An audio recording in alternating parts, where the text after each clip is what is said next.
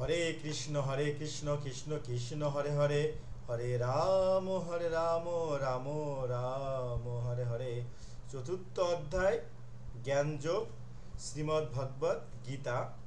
তো শ্রীমদ্ ভগবত গীতা চতুর্থ জ্ঞানযোগের আমরা ৮ নম্বর এবং ৯ নম্বর শ্লোকটা আমরা আজকে পড়ব।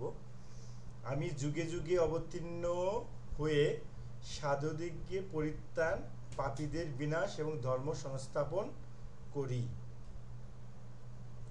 যে ব্যক্তি আমার এই দিব্য জন্ম এবং কর্মের কথা জানেন, সে ব্যক্তি মৃত্যুর পর আমাকে প্রাপ্ত হন, তাহার আর পুনর্জন্ম হয় না। তো এর আগের একটা শ্লোকে আছে ৭ নম্বর শ্লোক, লাইক এরকম: পৃথিবীতে যখনই ধর্মের গ্লানি হয় এবং পাপ বৃদ্ধি পায়, তখনই আমি শরীর ধারণ করিয়া পৃথিবীতে অবতীর্ণ হই। আর এটার সংস্কৃতটা খুব জনপ্রিয়: যদা যদা হি ধর্মস্য গ্লানি ভবতি ভারত অভ্যুত্থানম ধর্মস্য তদাত্মাং সৃজাম্যহম পরিত্রাণায় সাধুনাং বিনাশনং চ দুষ্কৃতম ধর্মস্থাপনার্থায় সম্ভাবামি যুগে যুগে। তো প্রথম হচ্ছে, পৃথিবীতে যখনই ধর্মের গ্লানি হয়, এই পৃথিবীতে যখনই ধর্মের গ্লানি হয়, মানে যখন ধর্ম নাশ হয়ে অধর্ম বেড়ে যায়, তো ভগবান শ্রীকৃষ্ণ উনি তখন এই পৃথিবীতে অবতীর্ণ হয়। একটা পয়েন্ট মনে রাখবেন, যখনই ক্লিয়ার বলে গেছেন ভগবান শ্রীকৃষ্ণ অর্জুনকে যে, হে অর্জুন, পৃথিবীতে যখন ধর্মের গ্লানি হয়, ধর্ম থাকে না, ধর্ম বিলুপ্ত হয়ে যাওয়ার পথে হয়ে যায়, পাপ বৃদ্ধি পায়, পাপ যখন মানুষের অপকর্ম অন্যায় যখন বৃদ্ধি পায়, তখনই আমি শরীর ধারণ করিয়া পৃথিবীতে অবতীর্ণ হই। মনে রাখবেন, ক্লিয়ার কাট, কৃষ্ণের কথা কখনো মিথ্যা হয় না, বিফলে যায় না। সেইরূপ যখন অধর্ম অকর্ম অন্যায়, অধর্ম মানে অন্যায় কাজ, কৃষ্ণের যে ধর্ম স্থাপনার জন্য যিনি ধর্ম জাস্ট ধর্ম যখন বেড়ে যায়, ধর্ম যখন থাকে না, বিলুপ্ত হয়, পাপ যখন বেড়ে যায়, তখনই উনি শরীর ধারণ করে অবতীর্ণ হয়। কি বলছেন? শরীর ধারণ করে অবতীর্ণ হয়। বেড়ে ক্লিয়ার। কীভাবে অবতীর্ণ হয়? এই সর্ব লেভেলের জ্ঞান সর্বজ্ঞ বিশেষ ব্যক্তিরাই কেবল ভগবান শ্রীকৃষ্ণের এইরূপ লীলা বুঝতে পারেন। সাধারণ মানুষের পক্ষে বোঝা অনেক কঠিন, দেবতারাও তার লীলা বোঝাটা অনেক কঠিন। আমরা ভগবান শ্রীকৃষ্ণের লীলা আস্বাদন করলে আমরা বুঝতে পারি ভগবান শ্রীকৃষ্ণের যে অবতার বা লীলা, উনি কখন কিভাবে আসে, এটা বোঝা খুবই দুষ্কর। উনি যদি কাউকে না বুঝান, এটা বোঝার পক্ষে কারো ক্ষমতা নাই। আমি যুগে যুগে অবতীর্ণ হয়ে আমি কি করি? সাধুদিগের পরিত্রাণ, সাধুদের মুক্তি দেই।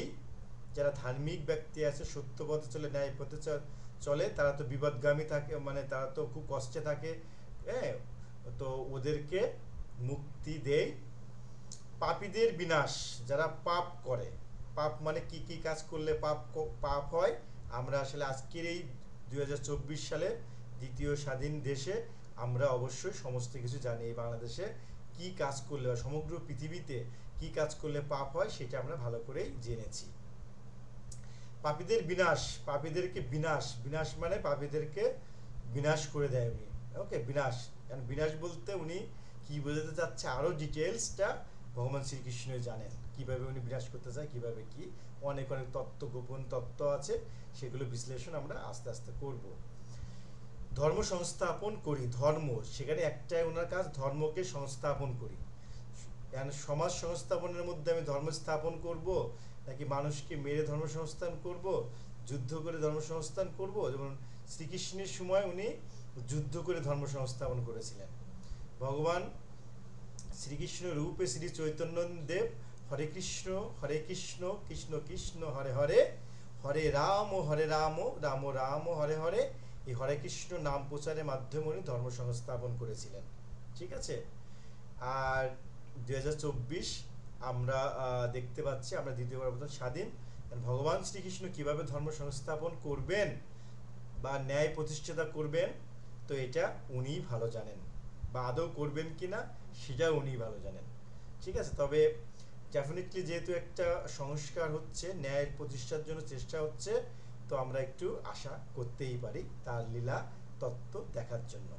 চৈতন্য চরিতামৃতে চৈতন্য ভাগবতে উনি বলেছিলেন যে আর 2বার আমি জন্মগ্রহণ করব, ওনার মায়ের কাছে উনি বলেছিল। তো দেখা যাক ওনার লীলাময় অমৃত মহাপ্রভু কিভাবে কি করেন। হরে কৃষ্ণ।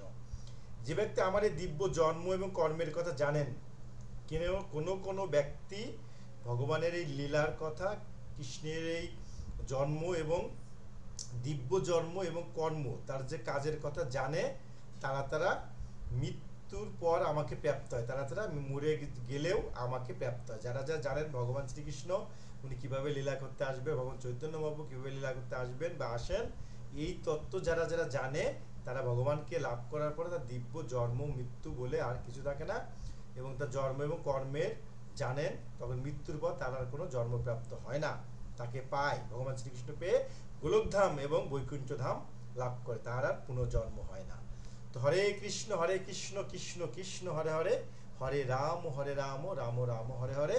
এই হচ্ছে এখনকার যুগের সর্বশ্রেষ্ঠ ধর্ম এবং সর্বশ্রেষ্ঠ কথা। ঠিক আছে, চৈতন্য মহাপ্রভুর সর্বশেষ হচ্ছে হরে কৃষ্ণ নাম প্রচার। আমরা শ্রবণ করতে পারি, কীর্তন করতে পারি এবং সর্বদা তাকে স্মরণ করতে পারি, বন্ধু হতে পারি, তার নাম সংকীর্তন করতে আত্মসমর্পণ করে দিয়ে হরে কৃষ্ণ কৃষ্ণ কৃষ্ণ হরে হরে, হরে রাম রাম রাম হরে হরে।